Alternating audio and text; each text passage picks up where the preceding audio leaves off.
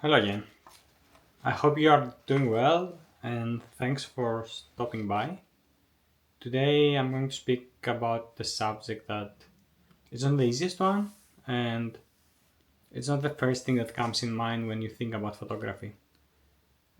But having said that, I think it's quite interesting and it's about philosophy of photography or photography and philosophy. So as it's not the easiest thing as I say to start speaking about that, I did some quick online research and I have my notes, which I'm reading parts of it. So the purpose of the notes is more to inspire me to say if I agree or disagree with what I'm reading, and I don't know what else. So let's start about the first thing. Is like the first part of this 4 points is like we have why we have a philosophy of photography, and it says uh, we need to understand beyond the basics. I mean, I think my thought is like it's not like everybody can take a photo, but I think in photography there is something deeper.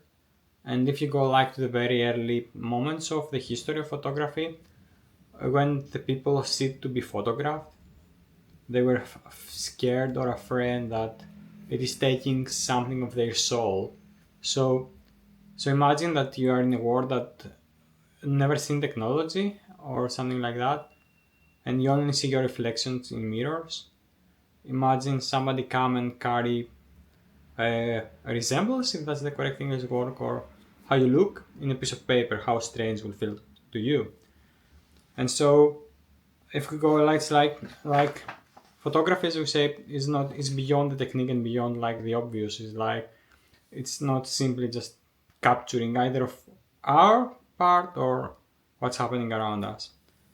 And it's not just about it says photography is not just about mastering technical skills like exposure, composition, and lighting.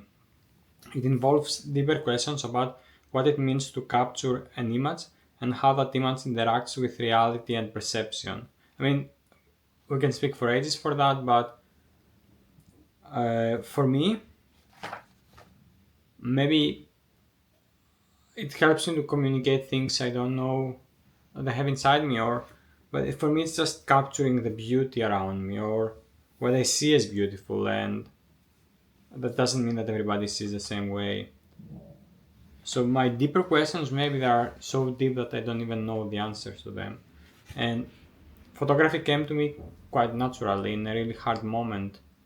I discovered it for my life and always is there for me in hard moments. The second thing why we have a philosophy of photography is exploring perception and reality. Photography raises fundamental questions about perception and reality. It challenges us to consider how should we see the world and how a photograph can represent or distort that reality.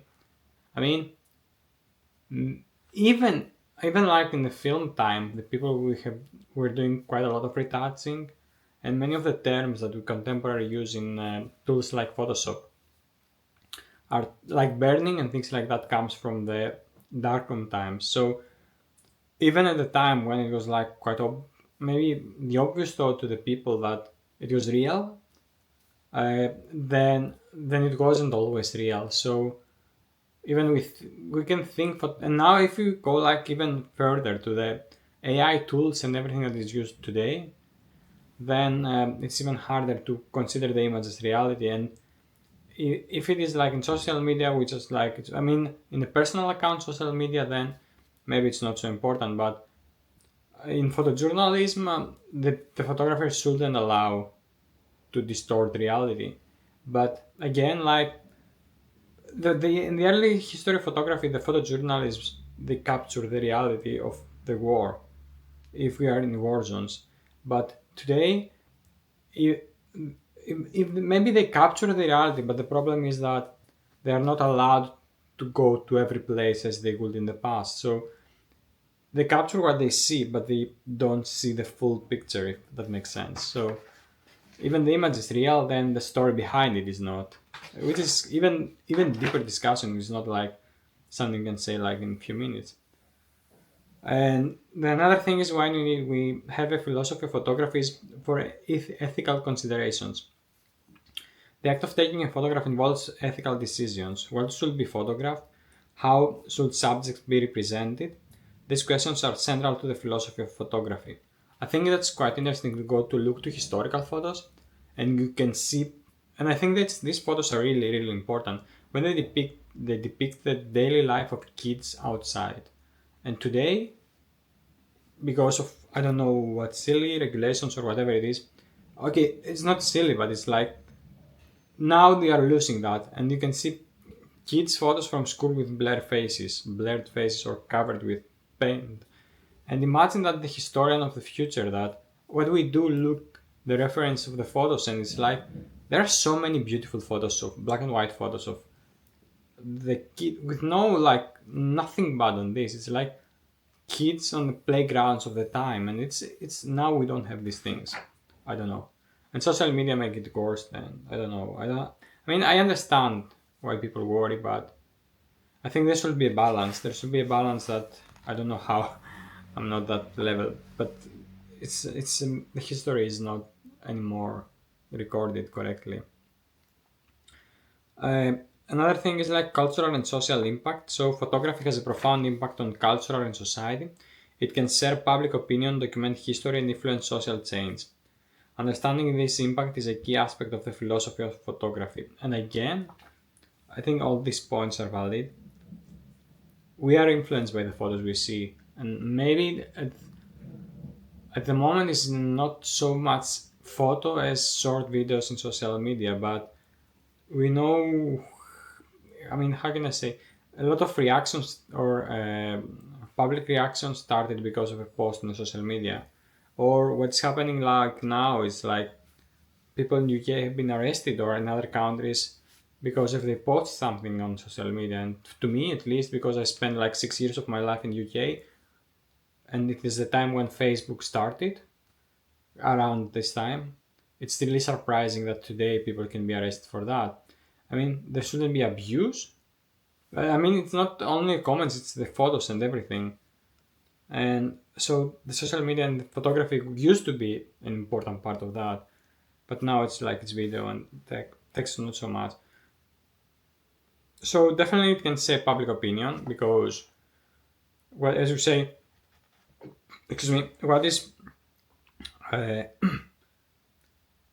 I mean, as a photographer, is like I have a choice to what I photograph, and even if I'm not changed, the reality is like if something happening in this side and an event happening in this side B, and they're both like important. If I choose to photograph only the one of the two or only one side, I can affect what's happening or what people see. And as we say, yeah, definitely document history, as we say before, and influence social changes. So the second part is what is the philosophy of photography? Up to now, it's like we say why we have a philosophy of photography. It's less essence of a photograph, and at its core, the philosophy of photography seeks to understand what a photograph is. Is merely a representation of reality, or does it carry deeper meaning and emotions? And uh, I think for this part, for me, it's not just an image. It's like we can go really deeply on that, but it does carry different meanings, and then it depends on the photography. Even like capturing a personal moment, maybe it doesn't have value now, but it can have in the future, or can it can it can act as a memoir. For me, it's like sometimes I look at photos in the past and can be many years, and I can look into those photos. I can remember how I felt on that day, and I mean that's and my memory is like I don't remember names of people. I don't remember lots of things, but somehow I remember how I was feeling the moment I took a photo, which is I don't understand myself. So there is something deeper on, and it's not. I mean, as we say, it's not only just a representation of reality, and we say what reality, even something staged. There are some great photographers that create their own words, so or on purpose, and sometimes with retouching we can.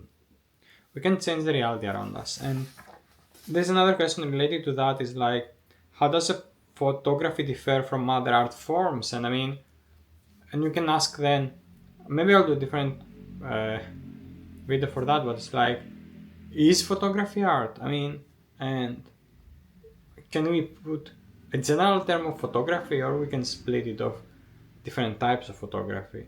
I think I'm speaking for around like more than 10 minutes and much longer than I was expected to speak, but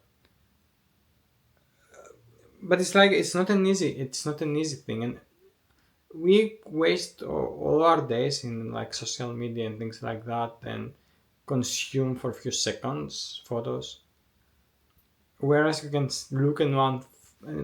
look mindfully in one piece of art, and in that case a photograph. We can look at it mindfully, and we can spend hours for speaking for one photo, and now we're spending seconds in one photo, and that can have the consequences we can see today, even in society. And if we go back to the effects of the society, even the way we consume photos can affect, like people say, because of TikTok and things like that, the attention, oh, I don't remember the English word, but the the rate people can be concentrated so small. I don't remember there is a term for that, but yeah. And the second thing about what is the philosophy of photography is subjectivity and objectivity. Photography blurs the line between subjectivity and objectivity. While a photograph captures a real moment, it is also influenced by the photographer's perspective and choices. And I think I covered this before, as we say, like, definitely I can choose what I photograph. And not only that, it's like, if there are different events happening different days, my own beliefs, even if I'm objective on capturing the event, is like, I can choose not to photograph an event because it's not in my favor. And of course, I'm not changing reality, but I choose to not represent it. And there should be a balance representing everything. And yes, it's like, as you say, there is the photography and reality, and there is a debate on whether photographs represent reality or a version of it, and the concept of truth in reality, in photography, which is kind of covered. Another thing is the impact of technology. Technological advancements have transformed photography from the invention of the camera to digital manipulation. The philosophy of photography examines how these changes affect the way we create and perceive images. We just speak about that, is like, social media has, imagine like the difference that people, they want to see the newspapers every day, and how, or imagine before the newspapers were able to cover photographs, or there was no TV, how important was, how important was the image capturing a war in the other side of the world. Now we consume it in seconds, but then it was taking weeks. And imagine the photographers taking the photos, develop them. Now we're like an instant everything, like, but the time it takes to develop a photo. And another thing is like, we are able to see, like, at the time of recording, is like what's happening in the Middle East, and we can see live the bombs dropping to different countries. Imagine that in a few years ago, the photographer has to take the photo. It can take at least, like, I don't know, a few minutes or an hour to develop it, and then I read there was like a machine, they were able to send the photos. But imagine all this before the time of the emails, and now we can see it live. So imagine how we perceive, and like how it's changed all these things. And yeah, it's like it changed how quick we receive the photos, and that's it. And the here it's just like the influence of digital manipulation and editing and technology. But I think in our times, you can see, like, I mean, there are some video with Donald Trump in Twitter using the tool of Twitter, and although it feels 100% real what we see, we deeply inside us know that it is not real and it is created by artificial intelligence, AI. So image is happening the same way. We can tell some of the times that it's not real, but in the future, I don't know if we can tell, and that can be used as a bad way of using it. It's like it's crazy. I think there are also quite a lot of photographers who wrote about the philosophy of photography. But the thing is, like for this one, there are quite a lot of. I mean, when I was doing I was maybe mentioned it or not in other videos. I did a remote studying a bachelor remotely from the Open College of the Arts in UK, and there was a lot of times that we have to read and analyze essays, and it wasn't easy, but I think it made me appreciate more the photography beyond the technicals because you can master like I don't know the cameras and the studios, and I mean if you're like a wedding photographer, maybe you can be a perfect wedding photographer, but you have no idea what is the deeply meaning of photography. And for me, it's a hobby, so understanding all these things, it's I mean it's kind of critical and it's kind of my character. And one more thing is like photography as a social documentary and using photography to highlight social issues and injustices. And there are a lot of examples that they influence public opinion. We said that, but there are, I think that's the category is like project photo voice, it's called. And when people try to use photography as a tool in communities or in prisons and try to express themselves photographically, and there the photography is going to a very different level. And I was doing a course about the therapeutic use of photography, when the photography can be used like in a group therapy session or like that, when